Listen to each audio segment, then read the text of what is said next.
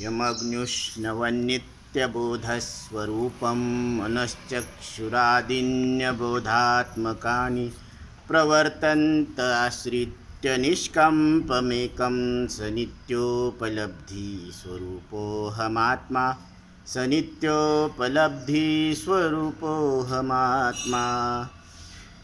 बालक हस्तामलक हा 8 वर्षाचा आहे. विश्वगुरु आचार्य यांना तो आत्मानुभव प्रगट करून सांगत आहे. आत्मा व इंद्रिय यांचा संबंध कसा आहे? तो आत्मा असंग आहे. अग्नी व लोह यांच्या दृष्टांताने आत्मा असंग कसा हे सांगितलेलं आहे. अग्नीचे निज लक्षण स्वस्वरूपे स्वये उष्ण, तो त्यासी अवांतर नव्हे गुण, स्वये आपण तेजस्वी. अग्नी स्वतः अंगानं तेज आहे, म्हणजे उष्ण आहे. त्या अग्निसंगी लोहगोळ, सतेज होय अग्नि कल्लोळ. आबळा वाटे अग्नि केवळ, परितो अग्नि जडत्वे भिन्न. तेने लोहे लागे आगी, ते तेज नाही लोहाचे अंगी. लोखंड अग्निसोबत गरम होतो, पण गरमी उष्णता हा लोखंडाचा स्वभाव नाही आहे. ते सामर्थ्य अग्निसंगी, तैसी कर्मप्रयोगी इंद्रिये. तसं कर्मामध्ये इंद्रियाचा संबंध आहे. इंद्रियामध्ये चेतना नाही, चेतना चैतन्याची आहे. आणि चैतन्यामुळं कर्म करत असताना इंद्रियामध्ये चेतना येते. जसं लोखंडामध्ये अग्नी घुसतो, अग्नी दिसतो लाल लोखंड, पण गरमी अग्नीची आहे, लोखंडाची नाही. तसं चैतन्य, इंद्रिय चैतन्यमय दिसतात, पण इंद्रियामध्ये चेतनत्व नसतं, ते जड येतं स्वभावानं. कारण प्राण कर्मेंद्रिय हे पंचमहाभूताच्या रजोगुणापासून उत्पन्न झालेले आहेत, म्हणून राजस जड आहे. ज्ञानेंद्रिय अंतःकरण सात्विक जड आहे, आणि लोक भोग शरीर हे तामस जड आहे. आणि आपण चैतन्य आहोत. तेवी आत्मा मी ज्ञानघन. मी आत्मा कसा आहे? ज्ञान स्वरूप आहे. मी तो ज्ञान स्वरूप आहे, हे तो धाडी लेवा आहे.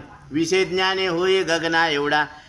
मला कळतं आणि मला कळतं असं अंतःकरणामध्ये प्रत्येकाला अनुभव आहे का नाही? तुम्हाला कळतं हे तुमच्या मनात कळतं का नाही? का तुम्हाला शिकवावं लागेल? तुम्हाला कळतं बरं का, तुम्हाला कळतं, हा तुमचा अनुभव आहे. मग त्या अनुभवाचा विषय मी आहे, आणि त्या अनुभवाच्या विषयाला आपण लात मारली, ज्ञानोबराय सांगायला लागले. आणि विषय ज्ञाने होय गगना एवढा. मी ज्ञान स्वरूप आहे, हे तो धाडीले वाहे. त्याच्याकडे लक्षच नाही, त्या अनुभवाला लात मारली. आणि विषय ज्ञाने होय गगना एवढा. विषय सावडू सावडूच आकाशासारखं मन व्हायला आपलं. जावई बापू दिसला की सासूचं मन सुपासारखं झालं. वा वा, आहेच काय त्याचं, ते विषय येते. हां, देवाला पाहिल्यावर इतका आनंद व्हायला पाहिजे, आकाश मन सुपासारखं व्हायला पाहिजे. उठोनिया पहाटे विठ्ठल पहा उभा विटे, चरणतयाचे गोमटे अमृत दृष्टी अवलोका. देवाचं दर्शन व्हायला पाहिजे, विठ्ठलाचं मुख पाहायला पाहिजे सकाळी उठल्याबरोबर. बरोबर ना? हां. आत्मेनी इंद्रिया चलन. आत्म्यामुळं इंद्रियामध्ये चलन वलन व्हायला लागलं. स्वतः चलन त्या नाही, त्यांना स्वतःचं चलन नाही, स्वतः नाही चलत. तैसे आत्मा पावे कर्मबंधन, हे सर्वथा नघडे जाण. तसा आत्म्याला कर्माचं बंधन आहे असं घडूच शकत नाही. ते इंद्रियाचे आपण इंद्रिय भोगिती. ते इंद्रियाचंच इंद्रिय आहे. कोण? आत्मा. इंद्रियामुळं इंद्रियपणा कोणाला? इंद्रियाला इंद्रियपणा कोणामुळं आहे? आत्म्यामुळं, म्हणजे आपल्यामुळं आहे. तसं सौभाग्यपणा स्त्रीला पतीमुळं आहे, तिचं अस्तित्व वेगळं आहे. पण सौभाग्य कशामुळं आहे? पतीमुळं. तसं सृष्टीचं सौभाग्य कोणामुळं आहे? तुमच्यामुळं. सृष्टी प्रकृती, आणि प्रकृतीचं सौभाग्य पुरुषामुळे, म्हणजे तुम्ही या सृष्टीचं सौभाग्य आहे. सौभाग्य सुंदरू रे भ्रमरा, सांडी तू अवगुणू रे भ्रमरा. ऋणू झुनू ऋणू झुनू ऋणू झुनू ऋणू झुनू रे भ्रमरा. सांडी तू अवगुण रे भ्रमरा. हे भ्रमरा, मनुष्य देहातल्या जीवा, तू हे अवगुण सांड, प्रकृतीचा संग सोड, प्रकृतीला पहा पण त्याच्यामध्ये आसक्त होऊ नको. सौभाग्य सुंदरू रे भ्रमरा, तू सुंदर आहे, अंगानच सुंदर आहे तू. तुम्ही या सृष्टीचं सौभाग्य आहे. आणि आपल्याला वाटतं आपलं काय खरं आहे. अरे तुझंच खरं आहे बाबा, तू का म्हणे तूची खरा. हिरवा उगा पसारा, बाकी सगळा पसारा आहे. हे जड आहे ना, पसारा आहे सगळा. अंतकरण मनात्मक, अंतकरण मन, मन ती इंद्रिय आवश्यक. मन इंद्रियामध्ये आवश्यक आहे. भाजी कशी झाली हे सांगायला सुद्धा त्याच्यामध्ये मन लागतं.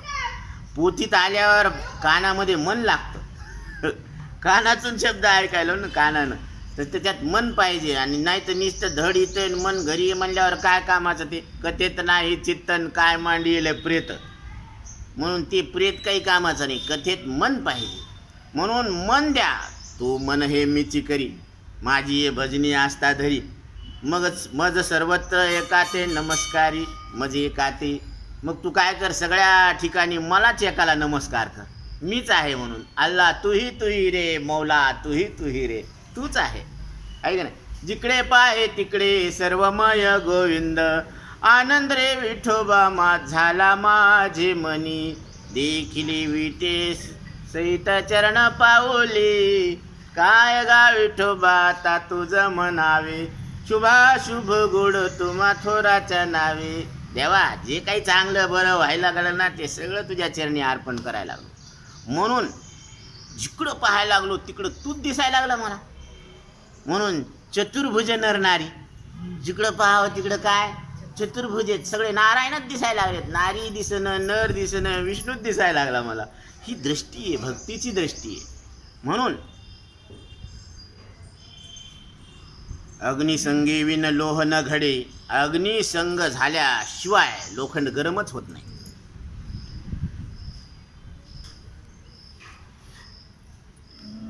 अग्निसंगे घनाचे घाये, लोहाचे केवळ लोह सहाय्य. हे लोखंडच घनाचे सहाय्य म्हणजे मार सहन करतो, अग्नीला लागत नाही ते. देवी सुखदुःखाचे आपाय, इंद्रियाचे स्वयं इंद्रिय शोषिती. इंद्रियाचंच दुःख इंद्रिय भोगत आहेत, आपण नाही भोगत. आता गुडघे दुखायला लागले तर गुडघे दुखायला लागलेत, गुडघ्याचं दुखायला, आपलं कुठं दुखायलं. पण आपण साक्षीभाव कुठं ठेवतो, माझेच गुडघे दुखायले म्हणते. त्याच्याशी तादात्म्य, एकरूप झालो ना आपण. तादात्म्य म्हणजे काय, तद आत्मा, तसा मी आहे असं समजणं, याला तादात्म्य म्हणते. बरं का. अग्निसंगे विन लोह न घडे, आत्मसंगे विन इंद्रिये जडे. आत्मप्रभा सुख सुरवाडे, निज कर्मी निवाडे वर्तती इंद्रिये.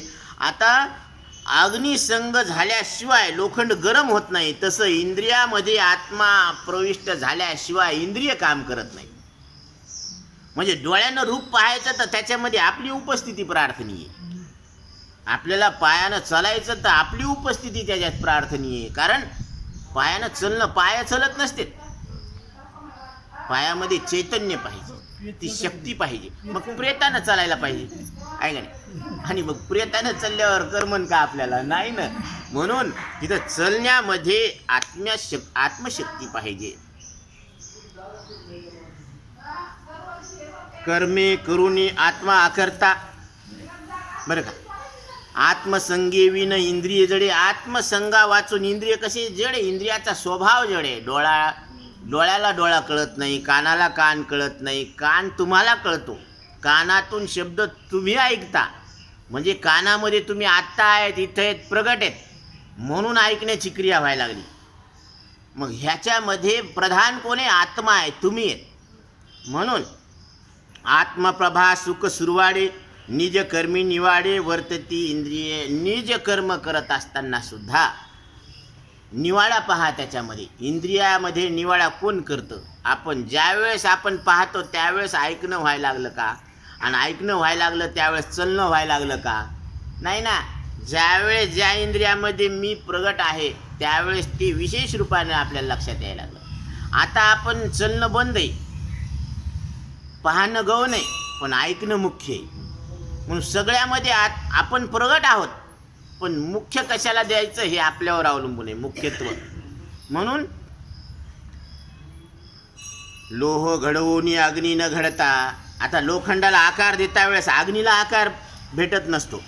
कर्मे करून आत्मा करता, कर्म करून सुद्धा आत्मा कसा आहे, अकर्ता आहे, म्हणजे साक्षी आहे, तो पाहतो, तो आपण पाहणारे आहोत. हे आत्मस्थिती स्वभावता, ही स्वभावताच आत्मस्थिती आहे.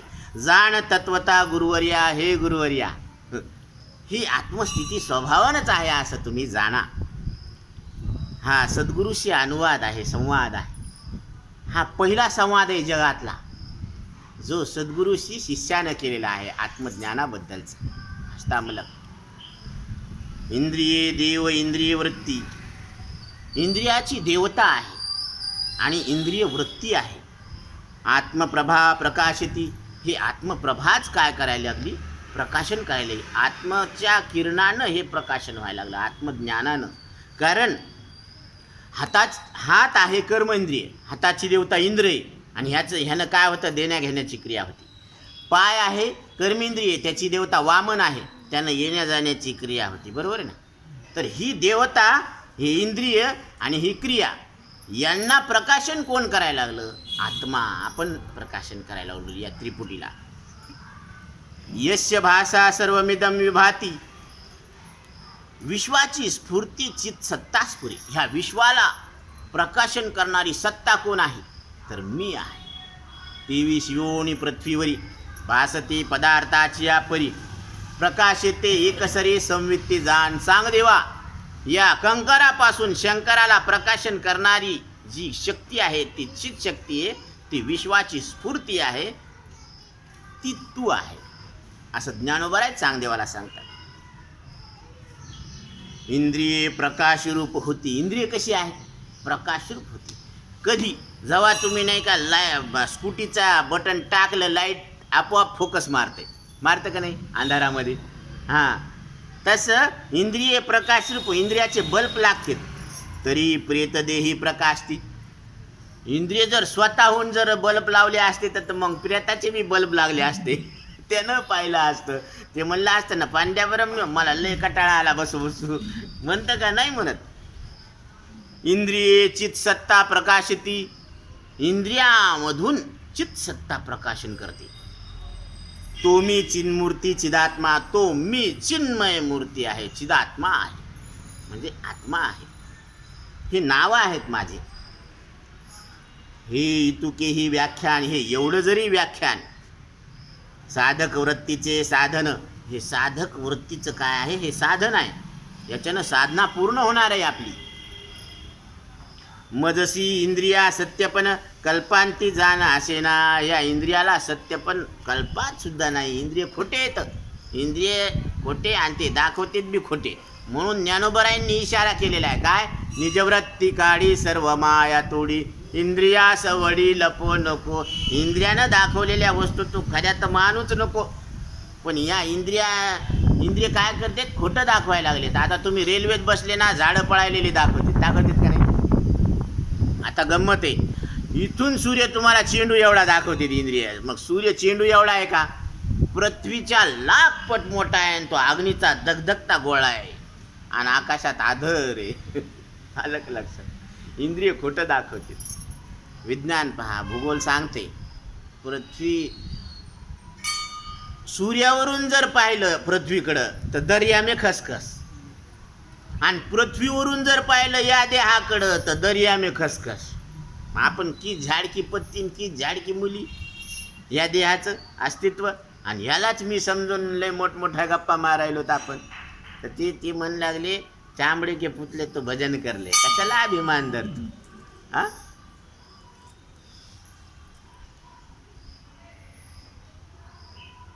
इंद्रिये प्रकाश रूप होती, तरी प्रेतदेही प्रकाशती. इंद्रियेची सत्ता प्रकाशती, तो मी चिन्मूर्ती चिदात्मा. हे तुकेही व्याख्यान. साधक वृत्तीचे साधन. मजसी इंद्रिया सत्यपण कल्पांती जाण असेना, जीवी घृताची या कणिका. आता तुपाची कणिक तिंबली, घृतेशी नव्हती आणि का, आता दुसरं काहीच नाही तुपाला. तेवी इंद्रिया आणि व्यापका वेगळीक देखा असे ना, तसं इंद्रियाला जे व्यापकत्व आहे ना ते आत्म्यामुळं आहे. आणि जी तुपाची कणिक आहे ना त्याच्यामुळे आत बाहेर काय आहे? तुपच आहे. आत हरी बाहेर हरी, हरीने घर कोंडिले. त्याच्यात जे कण आहे त्याच्यात बी काय? तुपच आहे त्याची. तसं इंद्रियामध्ये काय आहे? आत्माच आहे. दुसरं काय? चैतन्याशिवाय काय? कारण चैतन्याशिवाय आता सांगितलं ना की सृष्टीचं सौभाग्य आपण आहोत. सृष्टीच्या प्रत्येक वस्तूमध्ये आपण आहोत, कणकणामध्ये. म्हणून आपण व्याप्त आहोत. भरला घनदाट हरी दिसे. हा, जैसी प्रभेची दीपकळा. आता ती वात ज्योत आहे. दीप प्रभेशी जिव्हाळा, तैसा इंद्रियाचा सोहळा शोभे शोभे स्वलीळा आत्मत्वे. ही इंद्रियाचा जो दीप आहे ना तो कशामुळं शोभायला? हे चैतन्य दीप आहे. ज्ञानदेव म्हणे ज्योतीची मी निज ज्योती. मी या सगळ्यांची ज्योती आहे. डोळ्याला शोभा कशामुळे? आपल्यामुळे. कानाला शोभा आपल्यामुळे. नाकाला शोभा आपल्यामुळे. इंद्रियाची शोभा आपल्यामुळे. जैसे जळीचे जलतरंग. आता पाण्यामध्ये जलतरंग आहे बरं का.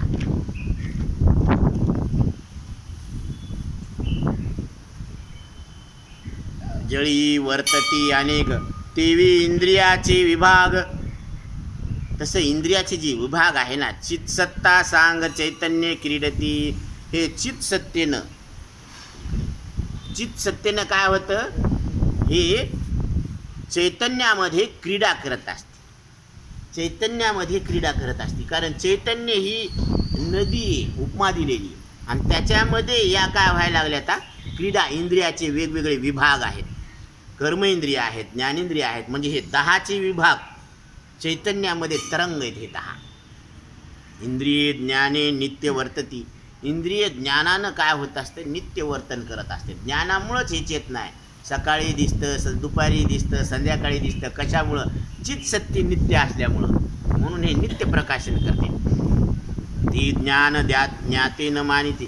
त्या ज्ञानाला ज्ञाते मानत नाही. कारण हे सहज आहे. इंद्रियाद्वारे विषयाचा अंतःकरणात ज्ञान होतं. हे सहजच आहे. आहेव पण आहेवा रांडवा पण भोगिती, तेवी ज्ञाते होती अज्ञान.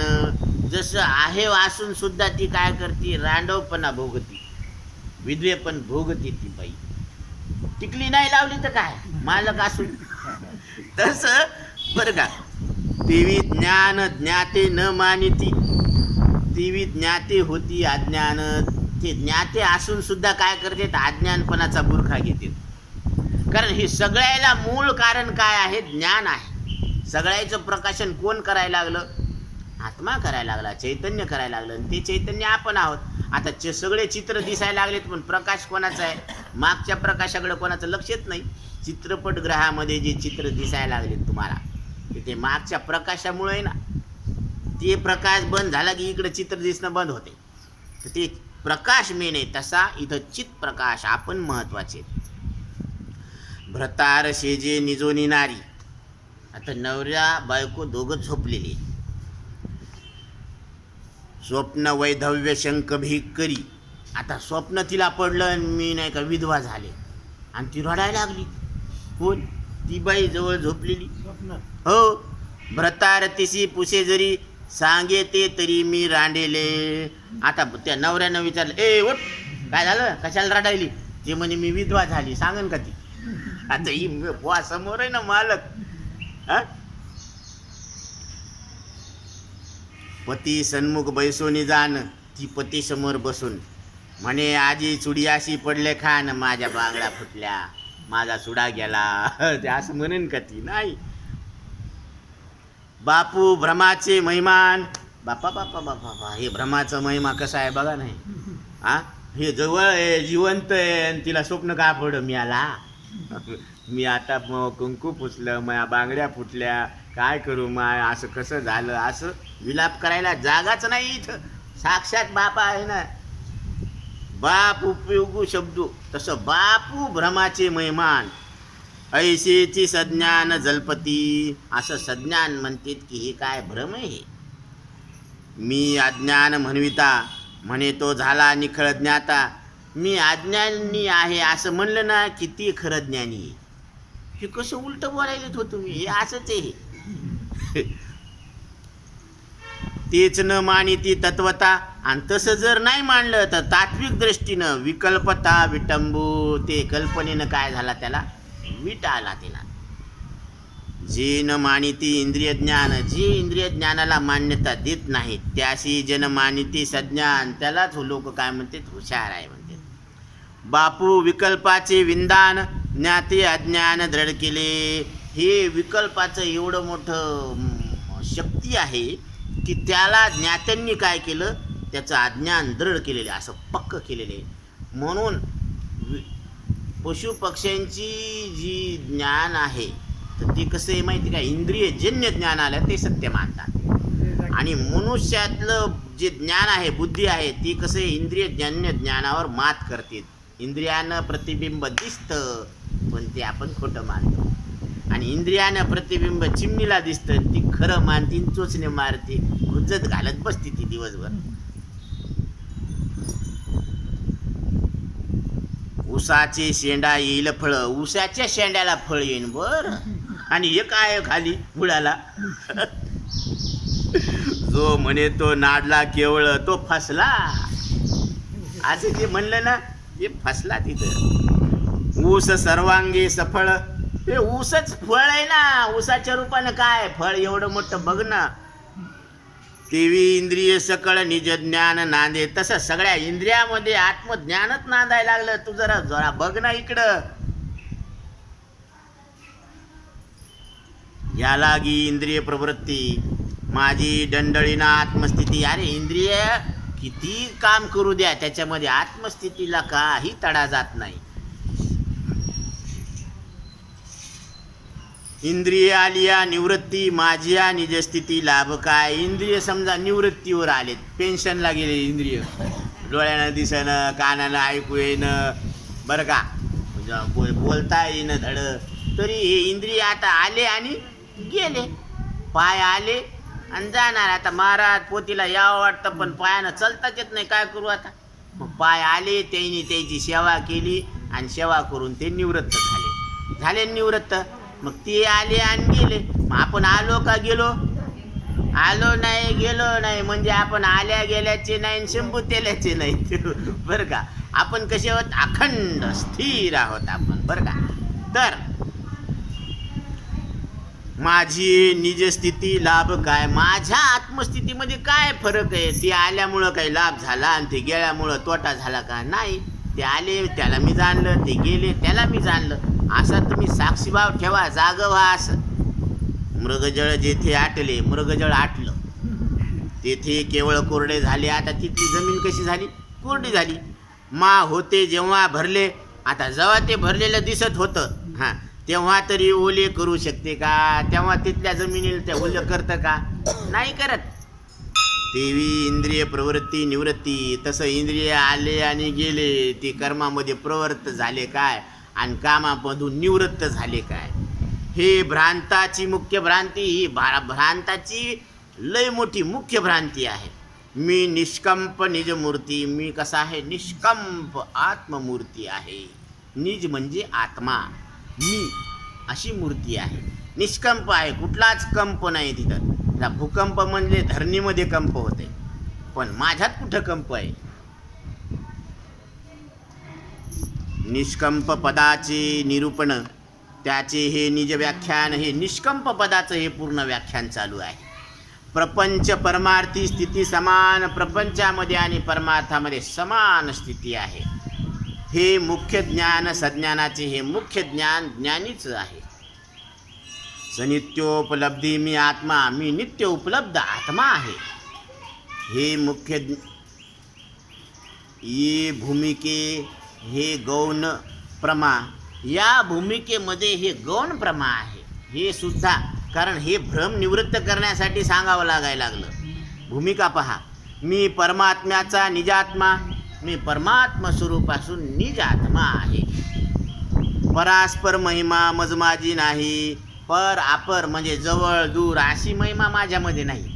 आता आत्म्याहून भिन्न, स्वहून भिन्न वस्तू दूर आहे जवळ आहे बोलता येतं, पण मी माझ्याहून वेगळाच नाही, तर मी मला दूर आहे जवळ आहे असं बोलता येतं का? नाही. इंद्रियाच्या पलीकडे सुद्धा कोण आहे? मीच आहे. आणि इंद्रियाच्या अलीकडे सुद्धा कोण आहे? मीच आहे. कारण अंतःकरणात इंद्रिया वाचून कोण आहे? मी आहे. आणि इंद्रियाद्वारे जे विषय कळायले ते सुद्धा कोण आहे? मीच आहे.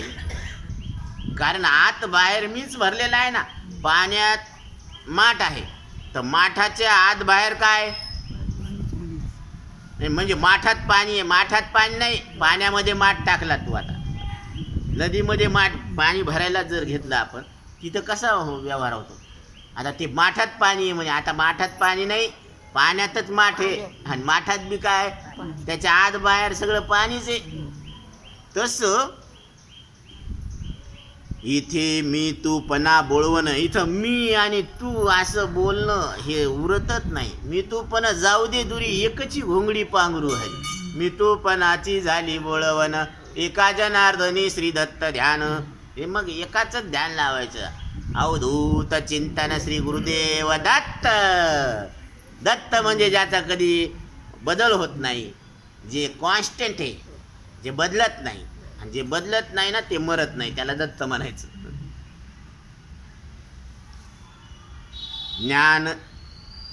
ज्ञानाची उजवण, उजवण करावं लागते बरं का. असं दिवाळीला नाही का सगळे आरसे वस्तू साफ करावं लागते, तसं आपल्या अंतःकरणावर आलेली धूळ साफ करायची, कल्पनेची अज्ञानाची धूळ साफ करायची. म्हणून परापराचे विसर्जन तिमी परिपूर्ण गुरुवर्या. पर आणि अपरा प्रकृती बरं का. म्हणजे क्षेत्र आणि क्षेत्रज्ञ. आता जे जाणण्यात येतं ते क्षेत्र आहे, आणि जे जाणणार आहे तो क्षेत्रज्ञ आहे. जे दृश्य आहे ते जाणण्यात येणार आहे, द्रष्टा जाणणारा आहे. म्हणून दृश्याची वेळे, दृश्य द्रष्टत्वा वेगळे, वस्तू मात्र निहाळे आपणापाशी. दृश्याचं दर्शन होत असताना द्रष्ट्यानं स्वतःला दृश्याहून वेगळं जाणावं, आणि दृश्य कल्पित असल्यामुळं दृष्ट्यपणा सुद्धा खोटा आहे असं सुद्धा त्यानं जाणावं, आणि स्वतःलाच निहाळावं.